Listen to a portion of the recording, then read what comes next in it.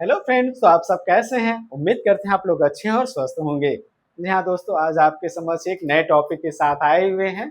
Topic का नाम है, क्या उम्र कैद सच में पूरी उम्र की होती है? जी हाँ दोस्तों, जिस कैदी को उम्र कैद की सजा मिलती है, क्या वो वाकई में पूरी जिंदगी भर यानी कि मृत्यु होने तक जो नेचुरल डेथ होता है तब तक वो जेल में ही रहते हैं, या 14 वर्ष या 20 वर्ष में छुट्टी मिलती है?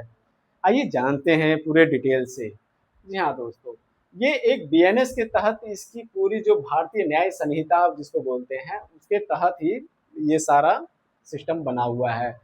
और इसका जो कानूनी मतलब है, कानूनी का मतलब है उम्र कैद।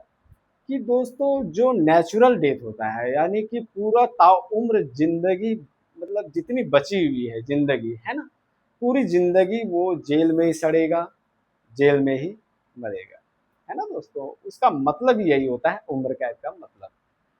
तो दोस्तों आइए जानते हैं कि कौन कौन से क्राइम करने पे कैदी कैदी को उम्र कैद की सजा मिलती है, विक्टिम को, है ना। फर्स्ट है देशद्रोह। मतलब देशद्रोह का केस में कोई अगर यदि फंस जाता है कि देश विरोधी कार्य अगर यदि कर रहा है ना, तो उस केस में भी आपको ये सारे केस से मिलता है। सेकेंड आ गया पैसों के लिए किसी का अपहरण। आए दिन किसी का किडनैप होते रहता है कि भाई 2-4 लाख दे दो, 5 लाख दे दो, तुम्हारे बच्चे को किडनैप कर लिया हूँ, तुम्हारे भाई को, आदमी को, है ना, कुछ भी रिलेटिव्स वगैरह में। तो बच्चे के लिए अपहरण कुछ भी, आप लोग अधिकतर तो बच्चे वगैरह का ही देखते होंगे, है ना, अपहरण वगैरह कर लेते हैं तो उसमें भी यही केस बनता है। तीसरा है हत्या, मर्डर, यानी कि धारा 302। दोस्तों हत्या के केस में भी आपको वही, किसी का मर्डर करना तो ये भी अच्छी बात नहीं है ना। चौथा नंबर आ गया दोस्तों आतंकवाद। आतंकवाद तो एक तरह से समझिए तो ये तो बिल्कुल भी गलत बात है दोस्तों। आतंकवाद तो होना ही नहीं चाहिए। आप न्यूज़ वगैरह में सुनते ही होंगे, है ना, आतंकवाद कोई सही चीज़ नहीं है, टेररिज्म। 5 नंबर आपका एसिड अटैक। जी हाँ दोस्तों, एसिड अटैक का आप लोग अक्सर आप लोग सुनते होंगे कि एक लड़का किसी लड़की को प्रपोज किया और वो लड़की किसी और को लाइक करती है, तो उस लड़के को एक्सेप्ट नहीं करती है। तो जो लड़का मतलब प्रपोज किया, उसके दिल पे कुछ ईगो सा लगता है, तो वो कहीं से लाता है मार्केट से और एसिड फेंक देता है कि भाई जब मेरी नहीं तो भाई किसी की नहीं, है ना। तो एसिड अटैक वही होता है। और एसिड जहाँ जहाँ पड़ता है दोस्तों, बॉडी देखने लायक नहीं रहती है। ये बहुत ही खतरनाक होता है ना। तो एक सर्वे के मुताबिक ये भी है कि एसिड अटैक में आपको 80%, 80 लगभग महिला ही पाई जाती हैं, 20 पुरुष वर्ग से, है ना। अधिकतर महिलाएं ही इसके शिकार होते हैं, जो कि काफ़ी गलत है ये, है ना, एसिड अटैक। 6 नंबर में देखते हैं दोस्तों मानव तस्करी। जी हाँ, मानव तस्करी। मानव तस्करी का ये मतलब हुआ दोस्तों कि कोई किसी का किडनैप करके किसी मानव को, है ना, उसके ऑर्गन्स को, उसके बॉडी से ऑर्गन्स निकाल लेंगे। किडनी हो गया, आँख हो गया, बहुत सारे ऑर्गन्स वगैरह रहते हैं जो काफ़ी दामों में बिकते हैं हॉस्पिटल वगैरह में, है ना। तो बहुत सारे बिकते हैं मानव तस्करी में। तो ये सब भी आते हैं। हत्या के साथ डकैती। जी हाँ, हत्या तो हत्या करने के बाद फिर डकैती करते हैं, उसमें भी ये केस लगाए जाते हैं। काफ़ी गंभीर ये सब केसेस हैं। नेक्स्ट है दोस्तों नशीली दवा का तस्करी। नशीली दवा का तस्करी जैसे हो गया, बहुत सारे जो हमारे भारत सरकार जो नशीली दवा को बैन कर चुकी है। ये हमारे कुछ ड्रग माफिया जो होते हैं, वो गलत ढंग से मैन्युफैक्चर करके उसको सप्लाई करते हैं, है ना, उसका तस्करी करते हैं पूरे भारत में। तो उस केस में भी ये होता है। 9 नंबर में देखते हैं दोस्तों मॉब लिंचिंग। जी हाँ, मॉब लिंचिंग।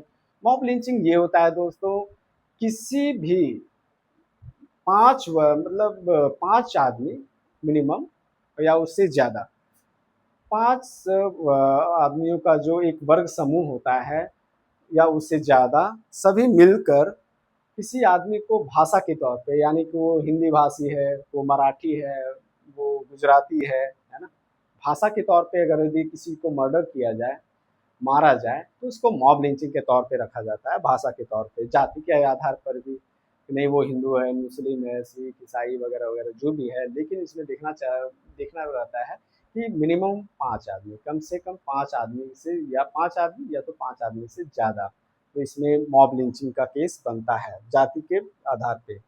धर्म के आधार पे हिंदू मुस्लिम जो आपको बताए ही, है ना? धर्म, लिंग, कोई हिंदू है मतलब हिंदू बोलते हैं, कोई महिला है, पुरुष है, इस वजह से भी, है ना? ये सब देख के जो मॉब लिंचिंग के केस में आते हैं, ये काफ़ी भयावह है। एक तरह से समझिए दोस्तों, एक भीड़ के बीच में मतलब मारा जा रहा है किसी व्यक्ति को, ये कतई कहीं से अच्छा नहीं कहा जा सकता। नेक्स्ट है रेप। जी हाँ दोस्तों, रेप भारत में ये पूरे भारतवर्ष में ये काफ़ी निंदनीय एक तरह से पॉइंट आपको बोल सकते हैं, है ना? ये कहीं से भी इंसानियत के तौर पे ये अच्छी चीज़ें नहीं हैं। 11 नंबर में देखते हैं नाबालिग से दुष्कर्म। जी हाँ, नाबालिग से दुष्कर्म। नाबालिग यानी कि 12 वर्ष से कम उम्र की जो बच्चियाँ होती हैं, उन लोग से जो दुष्कर्म करते हैं, जो भी जुर्म करने वाले रहते हैं, उन लोग को भी यही सज़ा मिलती है। बट ये सब काफ़ी भयावह है, ये कतई सही मतलब सही नहीं है, नाबालिग से दुष्कर्म। 12 में है आपका महिला की मृत्यु या कोमा। जी हाँ दोस्तों, किसी भी महिला को कोई बलात्कार किया, रेप किया, फिर उसके बाद उसकी मृत्यु हो गई, है ना? उसकी मृत्यु हो गई या तो वो कोमा में चली गई। कोमा यानी कि एक तरह से आप उसको डेथ ही मान लीजिए, क्योंकि कोमा में जाने के बाद उस व्यक्ति का, उस पेशेंट का कोई अता-पता नहीं कि वो कब वो जागेगा, है ना? कोमा में यानी कि उसको डेथ ही माना जाता है अक्सर। कुछ-कुछ केसेज़ में वो सही हो जाता है, बट अधिकतर केस में मृत्यु हो जाती है। 13 नंबर में देखते हैं दोस्तों, भिखारी बनाने के लिए बच्चे को अपंग करना। जी हाँ दोस्तों, कुछ माफिया रहते हैं जो माफिया लोगों का जो एक समूह रहता है, जो छोटे-छोटे बच्चों को जो होते हैं मानव तस्करी करके उसके अंग को काट देते हैं, हाथ का काट दिया, पैर काट दिया, है ना? चलने-वलने में थोड़ा अपाहिज कर दिया। उससे होता है कि दोस्तों रोड वगैरह में आए दिन आप लोग देखेंगे, रोड वगैरह में जो अपंग रहते हैं बच्चे वगैरह, वो भीख माँगते रहते हैं। तो आप जहाँ ऐसा देखें तो आपको तुरंत लगना चाहिए कि भाई इसमें कोई न कोई माफ़िया ज़रूर है इसका आगे-पीछे। ये सब आप मूवी वगैरह में ज़्यादा देखते होंगे ये सब सारे, है ना? भिखारी बनाने के लिए जो। तो दोस्तों ये सब सारे तो हो गए हैं क्या-क्या क्राइम करने पे, बहुत सारे और कारणस हैं, है ना? बहुत सारे कारण हैं एटीसी। लेकिन मैं आपके समक्ष एक मेन जो होता है टॉपिक, मैं वो सब लेकर आया हूँ। बहुत सारे क्राइम हैं जिसमें ये मतलब सज़ा मिलता है, और सज़ा मिलता भी है। तो हमारा पॉइंट था, क्या 14 साल या 20 साल में उसकी उम्र कैद की सज़ा को छूट दी जाती है? 14 साल में क्या वो निकल जाता है जेल से? जी हाँ दोस्तों, ऐसा कोई नियम तो नहीं कहता, है ना? नियम के मुताबिक तो कानूनी मतलब तो वो ताउम्र ज़िंदगी भर वो जेल में ही सड़ेगा, जेल में ही मरेगा, मरते दम तक, है ना? बट अगर यदि वो किसी भी ये सब में कोई भी केसेस में अगर यदि गया हुआ है, कोई 1-2 कारण छोड़कर, इसमें से 1-2 पॉइंट छोड़कर, जैसे देशद्रोह वगैरह ये सब को छोड़कर, आतंकवाद वगैरह, तो कोई अगर यदि दूसरा रीज़न को लेकर गया हुआ है बंदा, और उसके आचरण में, उसके व्यवहार में बदलाव आया है, तो सरकार के द्वारा उसको 14 साल या तो 20 साल में मतलब कि छोड़ दिया जाता है ना? ये भी लेकिन कोई फिक्स नहीं है दोस्तों। मतलब सरकार कोई ये बाध्य नहीं है कि 14 साल या 20 साल में ही छोड़ देगी, ऐसा कुछ नहीं है। उसके व्यवहार को देखा जाएगा, है ना? हो सकता है कि गवर्नमेंट आपको छोड़ दे, बट ये पूरी आपकी लाइफ होती है। आपकी पूरी लाइफ मानी जाएगी कि भाई वो जिसको उम्र कैद की सज़ा मिली है, वो ताउम्र जब तक मरेगा नहीं, तब तक उसको वहीं पे जेल में ही रहेगा, है ना? सरकार चाहे तो वो कर सकती है ना? माफ़ कर सकती है 14 साल में ही।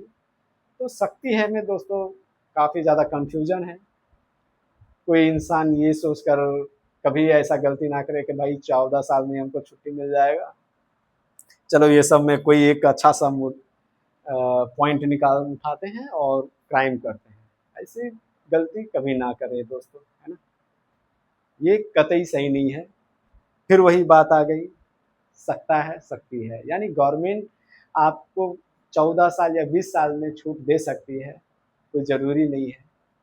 दी तो ठीक है और नहीं दी तो ताउम्र ज़िंदगी भर ये रही। ये छोटी सी जानकारी थी दोस्तों।